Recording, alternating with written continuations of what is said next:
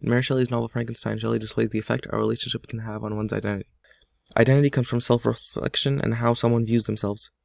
Justine, the longtime family servant, is an example of what could have happened to the creature if it had been loved by the Frankensteins as a family member the same way Justine was. If the creature had been raised by Victor as a son, just as Caroline raised Justine, he may have garnered a sense of identity as a good person. This might have prevented the creature from becoming a hateful monster later on in life. The monster illustrates that one's view of themselves is partially dependent on how others view him, and so his identity changes and fluctuates from good to evil. The creature's identity as a monster is his source of confusion, and it is what ultimately leads him to identifying himself as a monster. This problem with his identity stems from his lack of family, his lack of a partner, and his lack of knowledge of his creation. The creature's lack of family affects him negatively. This causes him to realize that he misses out on having a relationship with people, and does not have anyone to teach him how to interact with other humans. You, my creator, abhor me. What hope can I gather from your fellow creatures? At first, the creature is unaware of his insufficiency of knowing how to connect with people, as whenever he approaches people, they would run, scream, or throw objects at him. The children shrieked, one woman fainted, the whole village shrouds, some fled, some attacked me, which he at this time deemed a normal interaction. Later on, he discovers that families treat each other with kindness. I see bliss from which I am irrevocably excluded. The hyperbole expressed in this quote is used by Mary Shelley to mirror her feelings of desperation for familial affection.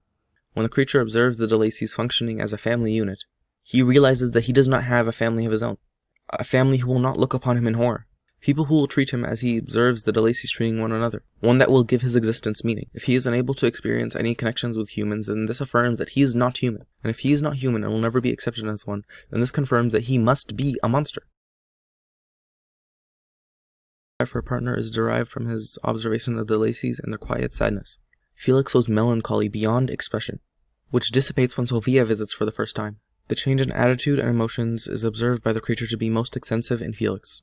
The creature perceives Felix to be in the deepest despondence. Felix seemed ravished with delight when he saw her. Every trait of sorrow vanished from his face.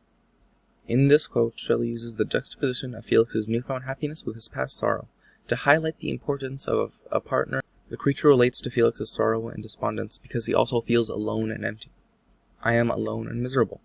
The monster assumes that if he convinces someone to be his companion, his sorrows will evaporate from his face, just as Felix's had, that his existence would have meaning, just like Felix's did. After Frankenstein agrees to make his creature a companion, the creature says, I shall watch their progress with unutterable anxiety. The creature then proceeds to follow Frankenstein all the way from Bellerive to England. This demonstrates the creature's intense desire not just to see his new partner, but also to see how his creator constructed him and beings of his kind. The creature who already lived loathed his own deformity, and might not conceive a greater abhorrence for it when it came before his eyes in the female form. Mary Shelley uses alliteration in the word pairs lived loathed and female form. The emphasis she puts on these two parts of the sentence show Frankenstein worrying about his creature hating his new partner, and in turn her hating him.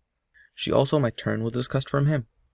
After observing another creature like him, the creature himself would be disgusted with his own identity.